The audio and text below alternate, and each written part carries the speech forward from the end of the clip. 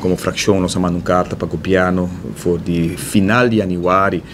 que é mais que 5 lunas passada e ainda nós não há reunião pública aqui para por dar informação à comunidade de Aruba, é uma discussão assim importante, uma discussão que tem mais que 5 anos andando, mas que aparentemente a maneira que o governo mesmo mostra nós de uma reunião porta será que dentro de 3 quartais de ano aqui o mês de apresentar uma proposição na Conselho de Ministros de Reino e na julho praticamente tentando agosto acaba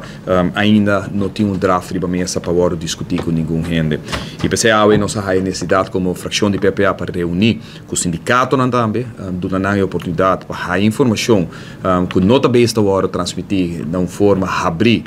democraticamente de parte do governo, nem com o parlamento. O parlamento está recentemente apenas a uma reunião porta será caminho com a nível ambtelijk a vir com uma apresentação de que no momento aqui está